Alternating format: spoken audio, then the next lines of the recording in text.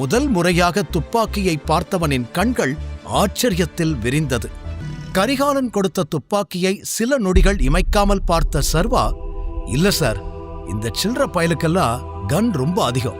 அது எப்ப என் கைக்கு வரணுமோ அப்ப வரட்டும், இவனை நானே டீல் பண்ணிக்கிறேன் என்று அதை வாங்க மறுத்துவிட்டான். கரிகாலனும் துப்பாக்கியை கோட் பாக்கெட்டில் வைக்க மேனேஜர் நிம்மதி பெருமூச்சு விட்டார்.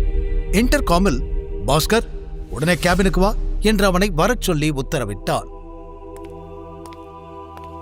எதுக்கு உள்ள கூப்பிடுறாரு என்று யோசித்துக் கொண்டே உள்ளே சென்ற பாஸ்கர், ஏன் சார் வர சொன்னீங்க, எனி ப்ராப்ளம் என்று சாதாரணமாக கேட்டு முடிப்பதற்கு முன் அவன் சட்டையை பிடித்த மேனேஜர், ப்ராப்ளமா? நீ பண்ணது தாண்டா ப்ராப்ளம். யார கேட்டு அவனோட செக்க கிழிச்ச? உனக்கு ஏதாவது அறிவு இருக்கா என்று கத்த ஆரம்பித்தார். அதில் அரண்டு போன பாஸ்கர், ஐயோ சார், நீங்க தான் அவனை தப்பா புரிஞ்சுக்கிட்டு இருக்கீங்க. அவன் ஒரு சாதாரண டெலிவரி பாய். அவனை எனக்கு நல்லா தெரியும். என்கிட்டயே ஃபேக் செக் கொடுத்து ஏமாத்த பாக்குறான். அதான் கிழிச்சு போட்டேன் என்று கடகடவென சொல்லி முடித்தான். சர்வா கைகளை கட்டிக்கொண்டு அவனை பார்த்து சிரித்தான். பண்றதையெல்லாம் பண்ணிட்டு போய் வேற சொல்றியா? அந்த செக் யார் கொடுத்தான்னு தெரியுமா? இந்த ஊர்லயே மிகப்பெரிய பிசினஸ் மேன் விக்ரமன். அவர் கொடுத்து விட்ட செக்கதா இப்படி அறிவுகடத்தனமா கிழிச்சு போட்டிருக்க என்ற அதீத கோபத்தில் மேனேஜர் கத்த பாஸ்கருக்கு இதய துடிப்பே நின்று விட்டது. என்ன சொல்றீங்க சார் என்று நம்ப முடியாமல் கேட்டான் பாஸ்கர். நீ ரொம்ப ஈஸியா அவரோட செக்க கிழிச்சு போட்ட இல்ல?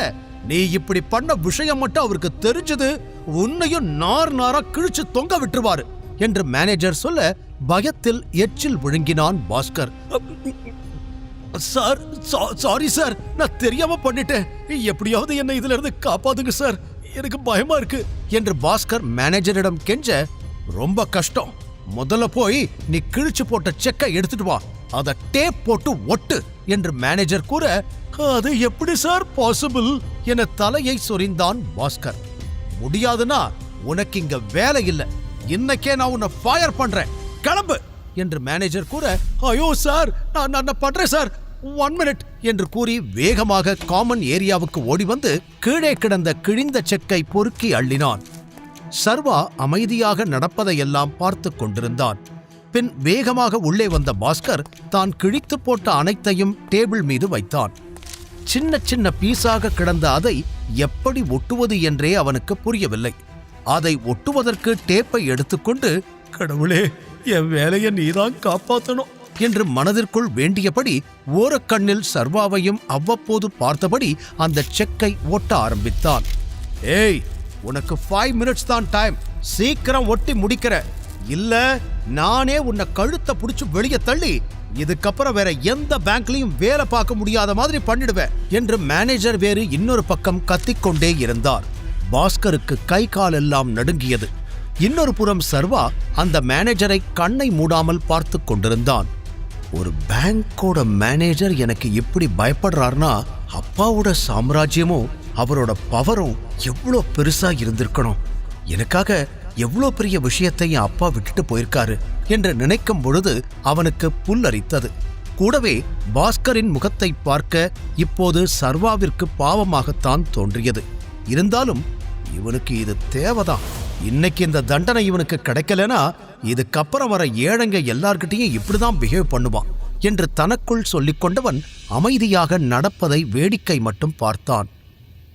உயிரை கொடுத்து 10 நிமிஷத்தில் செக்கை ஒட்டி முடித்த பாஸ்கர் நீண்ட பெருமூச்சோடு அதை மேனேஜரிடம் கொடுக்க அவனை வெளியே கிளம்பும்படி செய்கை செய்தார் மேனேஜர். பாஸ்கர் சர்வாவை வெறுப்புடன் பார்த்துவிட்டு வெளியே சென்றதும் மேனேஜர் கதவை அடைத்துவிட்டு சர்வாவிடம், டைகர், சொல்லுங்க, நம்மளோட அடுத்த மூவ் என்ன என்று விசாரிக்க சர்வா பதில் சொல்லும் முன் கரிகாலன், இப்பதான் டைகர் திரும்பி வந்திருக்காரு. ஆனா சூர்யா திரும்பி வர வரைக்கும் நாம எந்த மூவியும் பண்ண போறது கிடையாது என்று சொன்னார். மேனேஜர் அதற்கு, ஆமா சார் சொல்றதும் சரிதான். டைகர், புலிகள் கூட்டத்துக்குள்ள ஒரு நரி நுழைஞ்சிருக்கு. அதுதான் நம்மளை பத்தின எல்லா இன்ஃபர்மேஷனையும் எதிரிக்கிட்ட கொடுத்துக்கிட்டு இருக்கு. அது யாருன்னு கண்டுபிடிக்கிற வரைக்கும் நம்ம ரொம்ப ஜாக்கிரதையா இருக்கணும் என்றார். நரியா? யூ மீன் இந்த கேங்லயே ஒரு ஸ்பை இருக்கான்னு சொல்றீங்களா என்றான் சர்வா ஆச்சரியமாய். ஆமாம் டைகர், சூர்யா திரும்பி வந்ததும் இத பத்தின டீடைல்ஸ் உனக்கு சொல்லுவா. ஆனா அது வரைக்கும் நீ உன்னோட அடையாளத்தை வெளியே காட்டாம இருக்கிறது தான் நல்லது. அண்ட் உன் அப்பாவோட கொலைக்கு பின்னாடி இருக்கிற ஆளுக்கும் அந்த ஸ்பைக்கும் நிச்சயமா சம்பந்தம் இருக்கணும். அவன் மட்டும் என் கையில கட்டச்சான் என்று கரிகாலன் கோபத்தில் கையை இருக்க, சர்வாவோ அதான் எனக்கு யாருன்னு தெரியுமே, கூடவே இருந்து குழி பறிச்சது ராணா.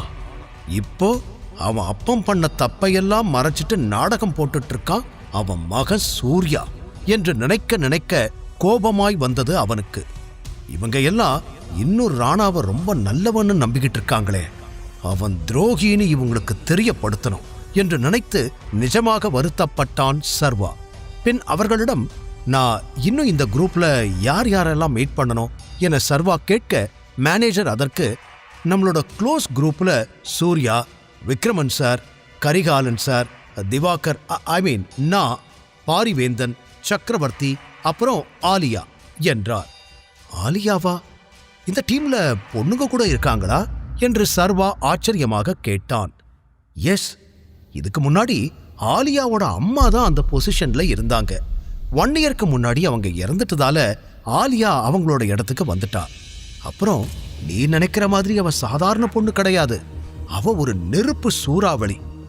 ஆலியா மாதிரி ஒரு பொண்ணை நீ கண்டிப்பா இதுக்கு முன்னாடி உன் வாழ்க்கையில பார்த்திருக்கவே மாட்ட. அறிவு, அழகு, ஆட்டிடியூட், இது 3 அவகிட்ட அதிகமாவே இருக்கும் என்று மேனேஜர் ஆலியாவை பற்றி பில்டப் கொடுத்து கொண்டே போக, அந்த பெண்ணை பார்க்க வேண்டும் என்ற ஆவல் சர்வாவிற்கு அதிகமானது. சர்வாவின் முகத்தை வைத்தே அவனது ஆச்சரியத்தை புரிந்து கொண்ட கரிகாலன், பிடிவாதம் அவளோட பிறவி குணம். ஒரு விஷயத்துல அவ கமிட்டானா அதை முடிக்காம வெளியே வரமாட்டா. இந்த குரூப்ல அவ ஒரே ஒரு பொண்ணா இருந்தாலும் இங்க பல ஆம்பளங்களால சாதிக்க முடியாதத அவ சாதிச்சிருக்கா. கெட்டிக்காரி.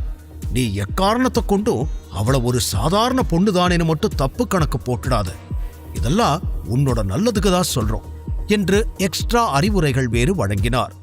அதிலிருந்து சர்வாவிற்கு ஒரு விஷயம் மட்டும் புரிந்தது. கரிகாலனே என்னை ஏத்துக்கிறதுக்கு பெரிய ஆட்டம் ஆடிட்டாரு. இந்த பொண்ணுக்கு இவரே இவ்வளோ பில்டப் கொடுக்கறத பார்த்தா அவளும் அவ்வளோ சீக்கிரம் என்ன ஆக்செப்ட் பண்ண மாட்டா. பட் இந்த சேலஞ்ச் எனக்கு பிடிச்சிருக்கு, சீக்கிரம் அந்த பொண்ணை மீட் பண்ணணும் என்று மனதில் எண்ணிக்கொண்டவனுக்கு நிச்சயம் அடுத்ததாக ஆலியாவை கன்வின்ஸ் செய்வதுதான் தன்னுடைய மிகப்பெரிய டாஸ்காக இருக்கப் போகிறது என்பதை உறுதி செய்து கொண்டான். அந்த எண்ணத்தை சரியாக புரிந்து கொண்டதைப் போல மேனேஜர் திவாகரும், சீக்கிரமே ஆலியாவை மீட் பண்றதுக்கான வாய்ப்பு உங்களுக்கு கிடைக்கும், ஆனா அவளை நீங்க எப்படி கன்வின்ஸ் பண்ண போறீங்கன்னு தான் எனக்கு தெரியல என்று இறுதியாக கூற, அருகில் சிரித்துக் கொண்டு நின்ற கரிகாலன், நீ ரொம்பலாம் யோசிக்காத திவாகர், அதெல்லாம் டைகர் பார்த்துப்பாரு. நானும் இப்படிதான் முரண்டு பிடிச்சேன், ஆனா டைகர் என்ன ஒரே நாக் அவுட்ல கன்வின்ஸ் பண்ணல. அதே மாதிரி டைகரோட உண்மையான பவரை பார்த்ததுக்கு அப்புறம் கண்டிப்பா அவளும் புரிஞ்சுக்குவா என்று கரிகாலன் கூற, மேனேஜர் அவரை ஆச்சரியமாக பார்த்தார். டைகர் கூட ரிங்ல சண்டை போட்டீங்களா சார் என்று கேட்க, அவருக்கு கரிகாலன் சர்வாவை எதிர்த்திருப்பார் என்று யோசிக்கும் பொழுதே பேரதிர்ச்சியாக இருந்தது. அதை கேட்டு சத்தமாய் சிரித்த கரிகாலன், ஆமா, ரொம்ப நல்ல சண்டை அது, வாழ்க்கையில என்னால் அதை மறக்கவே முடியாது என்றார். இறுதியாக திவாகர் சர்வாவிடம், உங்களுக்கு எவ்வளவு பணம் வேணும்னு சொல்லுங்க டைகர், நான் இப்பவே உங்களுக்கு அரேஞ்ச் பண்ணி கொடுக்கறேன் என்று கூற, சர்வா யோசித்து, இப்போதைக்கு 1 கோடி கேஷ் வேணும், மிச்சம் இருக்கிற 49 கோடியை என்னோட புது அக்கவுண்ட்ல டிரான்ஸ்ஃபர் பண்ணிடுங்க என்றான். கண்டிப்பா டைகர் என்று அப்பொழுதே வேலையை முடித்து தர, கரிகாலனும் அவனும் விடைபெற்று வெளியே நடந்து வந்தார்கள். எனக்கு இந்த ஆலியாவை பத்தின டீடைல்ஸ் வேணும் என சர்வா டைரக்டாக கேட்க, அவனை மேலும் கீழும் பார்த்த கரிகாலன், ஏற்பாடு பண்றேன் டைகர், ஆனா எக்காரணத்தை கொண்டும் அவளை கோபப்படுத்துற மாதிரி எதுவும் பண்ணிடாத. அண்ட் வெரி இம்பார்ட்டன்ட், அவளை கிண்டல் பண்ணா அவளுக்கு சுத்தமா பிடிக்காது. யார் என்னன்னு பார்க்காம அந்த இடத்திலேயே போட்டு தள்ளிடுவா என்று சொல்ல, ஆலியாவின் கேரக்டர் மேலும் மேலும் இன்ட்ரெஸ்டாக மாறிக்கொண்டே போவதை பார்த்து, சீக்கிரமே அவளை மீட் பண்றேன் என்று சர்வா கூறினான்.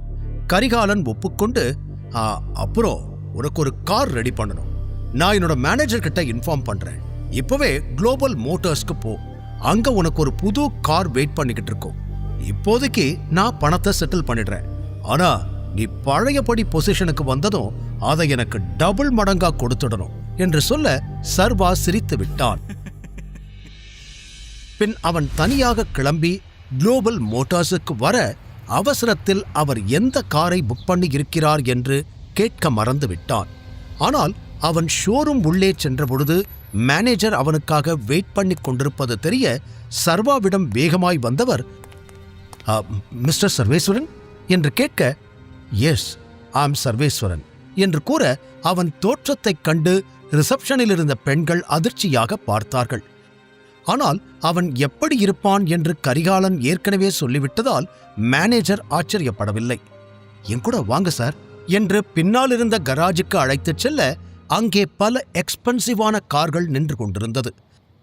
அதில் சற்று பழையதாகவும் நிறைய அடி வாங்கியபடியும் நின்ற ஒரு கார் அருகில் மேனேஜர் அழைத்து வர, முதல் பார்வையிலேயே அதுவும் எக்ஸ்பென்சிவான ஒரு கார் என்று சர்வா கண்டுகொண்டான்.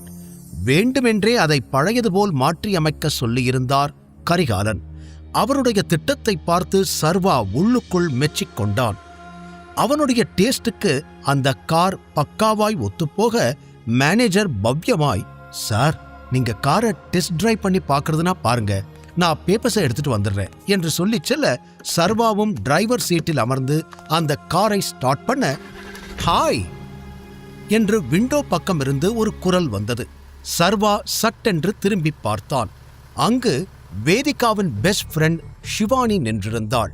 விக்ரமனின் பார்ட்டியில் அவளும் வேதிகாவும் மிகவும் நெருக்கமாக இருப்பதை சர்வா கவனித்திருந்தான். ஆனால் வேதிகா சர்வாவை அவளுக்கு அறிமுகம் செய்து வைக்கவே இல்லை. பார்ட்டி முழுவதும் தன்னை சிவானி சந்தேக கண்களோடு பார்ப்பதை சர்வா நன்றாகவே நோட்டீஸ் செய்திருந்தான். அவள் சர்வாவை பார்த்த விதம் மிகவும் விசித்திரமாக இருந்தது. ஹே, நீங்க வேதிகாவோட ஃபியான்சே சர்வா தானே? நீங்க இந்த காரை வாங்க போறீங்களா என்று ஏதோ சகஜமாக பழகியவள் போல சாதாரணமாக கேட்டாள். சர்வாவுக்கு அது ஆச்சரியமாக இருக்க, உங்களுக்கு என்ன தெரியுமா என்று கேட்டான். என்ன சார், ஒண்ணுமே தெரியாத மாதிரி கேக்குறீங்க என்று சிரித்த ஷிவானி தன் ஸ்வீட்டான வாய்ஸில், நான் வேதிகாவோட பெஸ்ட் ஃப்ரெண்ட், உங்களை பத்தி எனக்கு தெரியாம இருக்குமா? முதல்ல நான் கேட்ட கேள்விக்கு பதில் சொல்லுங்க. நீங்க கார் வாங்க வந்திருக்கீங்களா? என்னால நம்பவே முடியலையே.